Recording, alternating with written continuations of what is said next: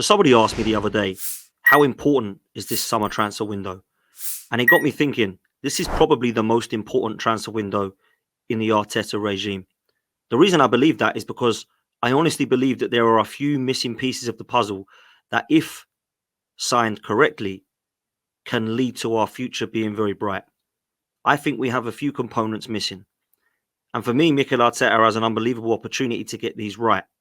Now, I think there are four key positions that we need to look at, and I think Arteta needs to address. When I look at those four positions, some people may disagree. Some people may look at it differently than myself. But so I think most of the people will agree with where I'm going here. Now, we look at the squad at the moment and believe that we have a good squad. It's a title challenging squad. But how does that title challenging squad get across the line? That's the big question for me. Let's take away the ownership, the board, and the manager just for a second. If you was to put that team in front of any manager, where would they look at its strengths and where would they look at its weaknesses? I think that's sometimes better to look at it as opposed to what the manager might be able to do here, there, and everywhere with some of the players that we've got. Let's talk about strengthening, because that's the position we're in right now. The summer window is open. It is just starting to get busy. We're in a situation where we definitely need to strengthen. But where are the positions that we need to strengthen? Now, trust me, I think the first 11 is very strong, but it could be stronger. I wanted to look at the four key areas that I believe Mikel Arteta needs to look at addressing this summer. The first one is the striker. Now, people are talking about the striker situation in a little bit of a different light. Some people are saying we don't need one. Some people are saying we do need one. And some people are saying we need a different type of player across attacking front three. Now, I look at the two options that we've got right now. I'm not going to bring Eddie Nketiah into the mix because it looks like he's going to be leaving and sold. But when you look at what that leaves us with, it leaves us with Kai Havertz. It leaves us with Gabriel Jesus. Now, I look at the stats of Kai Havertz. Kai Havertz, his best season is 17 goals at Bayern Leverkusen. His best season at Arsenal was, of course, his first one with 13 goals. Is that enough to be a number 9? Now, some would say it is because for most of that season, he was playing in the attacking 8 and it wasn't really working for him. When he went to the centre forward position, he started to score goals. Could he lead the line for Arsenal? There's question marks. Personally, for me, I don't think he's clinical enough. So that leads us to Gabriel Jesus. Gabriel Jesus was bought as the number 9 for Mikel Arteta. And in fact, he's been the only striker Mikel Arteta has bought in the 5 years that he's been at the club. Is Gabriel Jesus clinical enough? Not for me. With 11 goals his best at Arsenal and 14 goals his best at Manchester City, I still feel that there is a potential for an upgrade there. And Gabriel Jesus and Kai Havertz don't therefore get sold. They become squad players. We need Kai Havertz. We need Gabriel Jesus. They're versatile players. They can play in a couple of positions. And I actually truly believe that Gabriel Jesus could be used more as a wide man this coming season. So what does that mean moving forward for Arsenal? Well, it means that we need to look at that position to strengthen it. We need to go and get not another Eddie Nketiah, but somebody that is better than Kai Havertz and Gabriel Jesus in front of goal. A killer. Somebody who's absolutely 100% going to give the confidence and reassurance to the fan base that when he goes through on goal, it's a goal. None of this hold your breath moment. You just know it's in. Now, the obvious choice for me is Alexander Isak, but that does not look likely. It doesn't look realistic, not for the fact that he wouldn't want to come, but for the fact that Newcastle probably aren't going to allow him to be sold for anything less than 100 to 120 million, maybe even more. The other option you've got is a cheaper version, which is an Ivan Toney, somebody who is a killer in the box, somebody who causes havoc, somebody that causes nuisance. And if you do want to look abroad, then Victor Gyökeres is that guy. £84 million release clause, 30 goals over at Coventry, 30 goals plus over at Sporting Lisbon. These are the options that we could have. So striker is definitely an area that we 100% need to look at. And somebody said to me the other day, do we need a wide player or a striker? The reason I pick striker is because I believe that we've got enough wide players. Jesus can be that guy to cover for Saka. Trossard and Martinelli can play over there. Emil Smith-Rowe can play as a right winger. Now, as much as I believe we need both, if there was only one that we could prioritise, it would be a killer in the box for me, 100%. Now, people might look back at that and say, well, Arsenal don't need a striker. Look how many goals they scored, 91 goals scored. They don't need one. But I think we do, because look at how clinical some of the centre forwards are that are getting across the line. Like your Erling Haalands, like your Kylian Mbappe's. Those are the types that we need. And I think that if we was to get an Alexander Isak type, that could complete what is going to be a very exciting front three. The next position I want to talk about is one of the midfield options. Now, first of all, we have to decide what we're doing with Declan Rice. Is Declan Rice a 6? Is Declan Rice an 8? Or is he a little bit of both? Now, we have two options. We can go and strengthen this area by saying that we need a left 8 and play Rice in the 6, or we can go and get an absolute monster in as a 6 and have Partey and Jorginho to back up, and then Declan Rice in at the left-hand side of the left 8. We've got to decide what we do there. And if we only bring one in, we might need to bring somebody that can play in both positions. Hence, another Declan Rice. We only have Declan Rice as the box-to-box midfielder.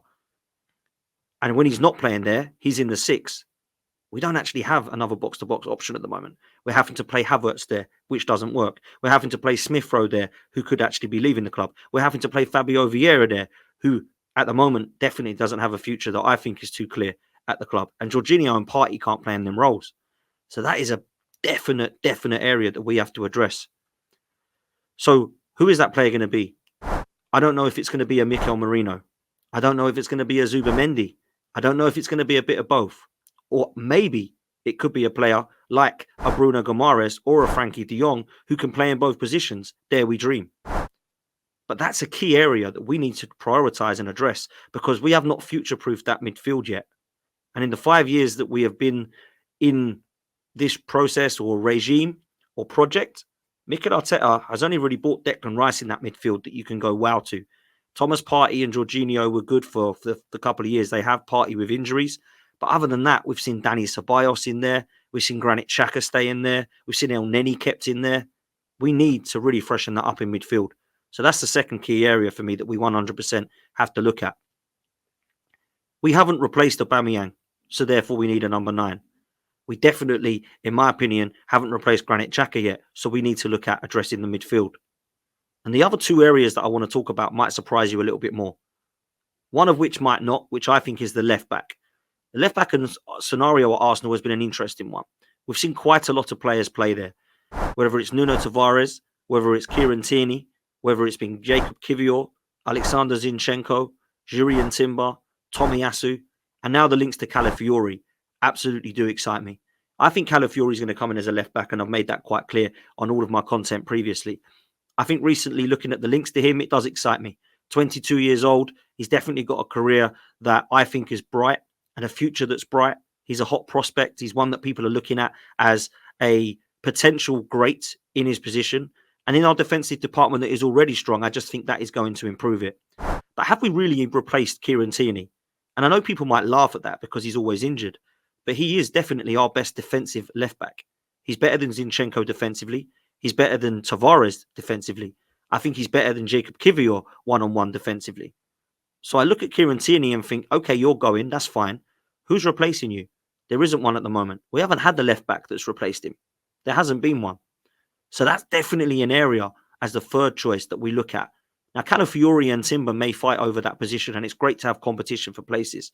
But I like the fact that what that can then do is allow for that department not only to get stronger defensively, but offensively as well. Both of these players are very comfortable on the ball. Both very versatile. Both have a good range of passing. Both understand how to tackle.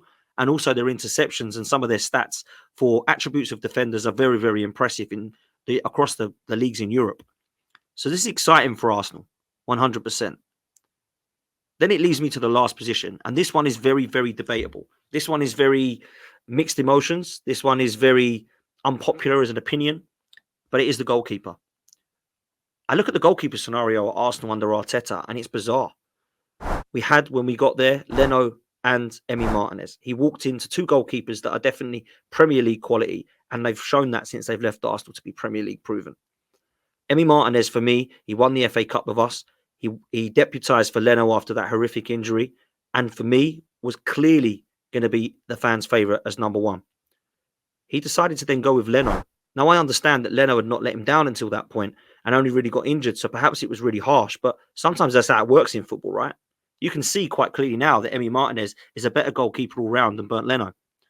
But he decided that he would actually look at getting rid of both of them and then bringing in Aaron Ramsdale and Matt Ryan, if you remember. We've seen since Aaron Ramsdale and Bernd Leno and Martinez and Matt Ryan changing, more changes. Runnison coming in. If you remember, Matt Turner came in.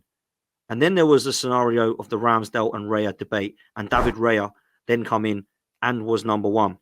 But I look around and I look at the first 11 at Arsenal, and the four positions I'm picking here are because I don't think we can say we have one of the best number nines in the league. I don't think we can say that we have one of the best sixes in the league unless Declan Rice is playing there and he's not on the left eight. I don't think we can say that if Rice is in the six, that we have one of the best left eights in the league. I don't think we can say we have at the moment one of the best left backs in the league until we get a signing like Calafiori in. And I have to say, guys, I don't think we can say that we have the best goalkeeper in the league. I think David Raya is a great goalkeeper. In fact, I think he's really good. I think his attributes prove why we've bought him. I think some of his kicking and distribution is definitely an upgrade on Aaron Ramsdale. I think there's elements of his game where he looks a little bit more commanding at times. He definitely has communication with his defenders, but there is mistakes there. There is nervousness. Now, I'm willing to give him the season. Of course, he's going to be the number one. And Mikel Arteta 100% believes he should be the number one. But is there better out there? He's not Alisson. He's not Ederson. But is he going to be at that level at some point? I don't think so. I think we need to upgrade that position. And it might be that he doesn't do it straight away. But I honestly believe that we might find that next summer, or maybe the summer after, we're looking at another goalkeeper. Dare I say it, Diogo Costa. Dare I say it, Jan Oblak. Dare I say it, Michael Magnon. That's the type of goalkeeper that I personally believe is an upgrade on David Raya. Now, that could be proven wrong. You could get those goalkeepers in and think, actually, I've got that wrong. David Raya is better. I just can't help but think that that would be more of an exciting goalkeeper than David Raya. Maybe it's harsh. It's just how I feel. It has to be said. I'm still not comfortable that it's a huge upgrade on Aaron Ramsdale. I think it's fair to debate whether it to be a better goalkeeper than Aaron Ramsdale. That's absolutely fine. I'm not denying that it might not be. But I just feel personally like we can do better in that position. So if you go through that 11, Ben White's one of the best right backs in the league.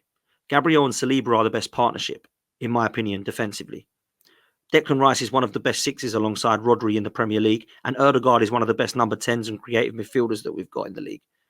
I look at Martinelli and Trossard when they're on fire. They could be put up there with one of the best wingers in the league, certainly amongst a few. And Saka is one of the best right wingers in the league alongside Mo Salah and Bernardo Silva.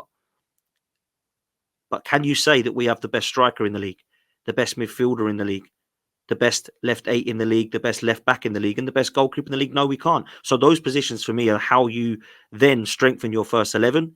And the players that are in those four positions become your bench players. And that's how you strengthen your bench.